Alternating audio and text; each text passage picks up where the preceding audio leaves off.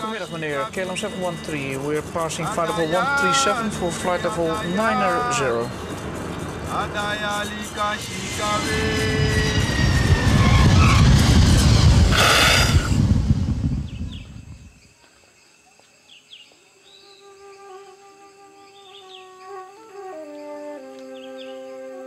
One bon, so many viviri. One tree, so many leaves. Suriname, a mystical and immense country. A country with so many secrets crying out to be discovered, or perhaps not.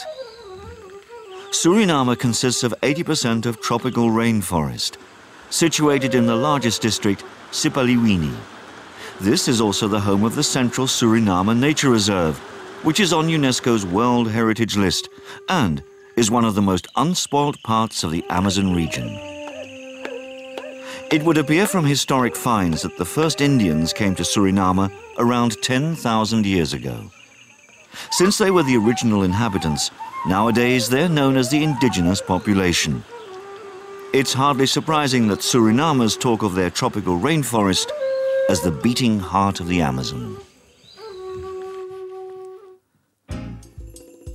Suriname lies in the northern coastal region of South America on the Atlantic Ocean.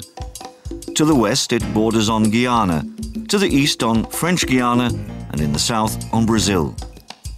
The coast road runs from east to west. It lies 250 kilometers from the equator, and with its 160,000 square kilometers, it's 4 times the size of Holland, and 52 times smaller than neighboring Brazil. Suriname's location gives it a tropical climate. During the day, the temperature averages 30 degrees Celsius, falling at night to around 24 degrees. Prolonged downpours are infrequent, but when it does rain, the showers are heavy but short-lived. The tropical rainy climate blesses the country with incredibly luxuriant vegetation, which is home to a wealth of exotic and unusual animal species. The coast of Suriname is just as unspoilt as the interior of the country. There's a wide range of leisure activities to be enjoyed at the coast and on the many rivers and coves, ideal for both the adventurer as well as for the sun worshipper. European colonists first settled in Suriname in the 16th century. In their wake came merchants, officials and missionaries, and settlements soon sprung up. After the abolition of slavery, many Asian contract workers, including Chinese, Indians and Javanese, were brought to Suriname. Often as not, they stayed on and settled in Suriname once their contract was ended. Together with the original inhabitants, they now form a melting pot of cultures and religions. Suriname was part of the Kingdom of the Netherlands and gained its independence in 1975.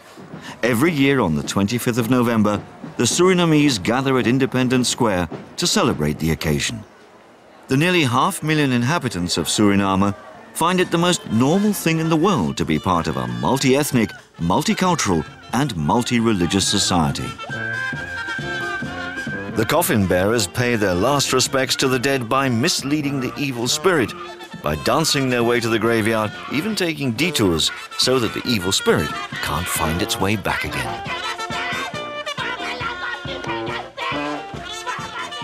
Suriname has 10 districts.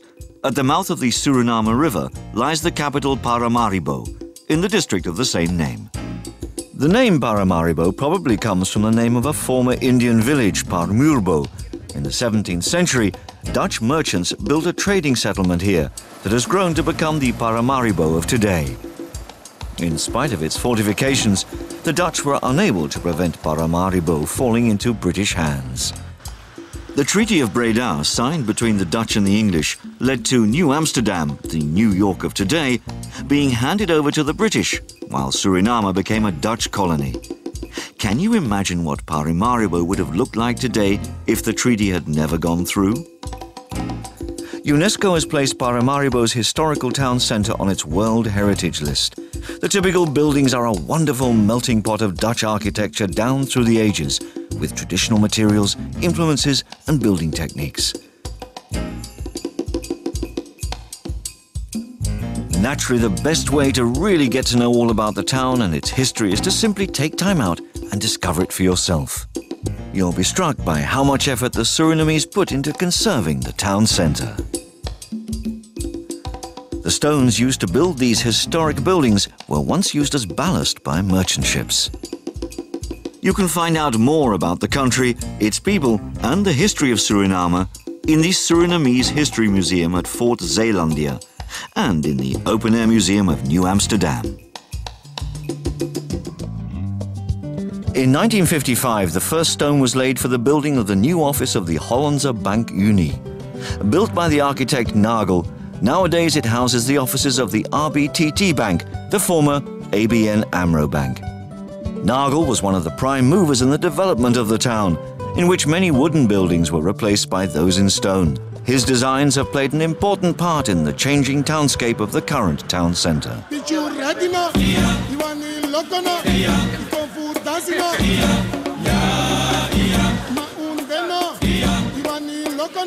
Fresh produce arrives from the surrounding districts on a daily basis.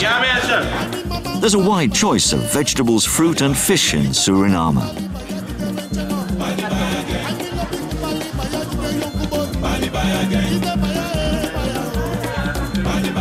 And when you're at the market, they're more than happy to tell you how to prepare the local products.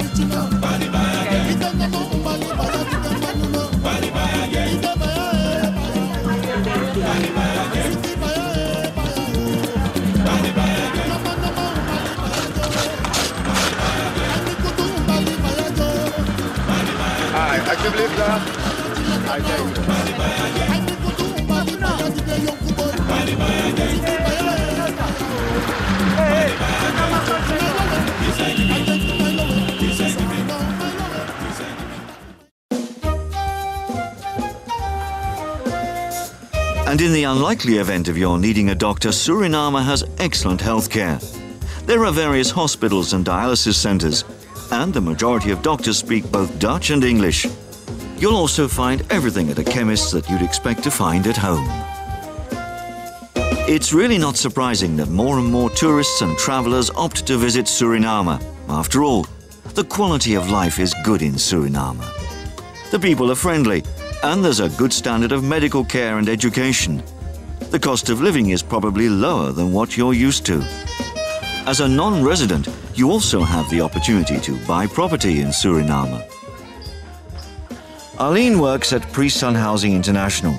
The company develops qualitative, high-class residential projects in and around Paramaribo. Clients can rest assured that they'll receive all the help they need in Holland when buying a house or holiday home in Suriname.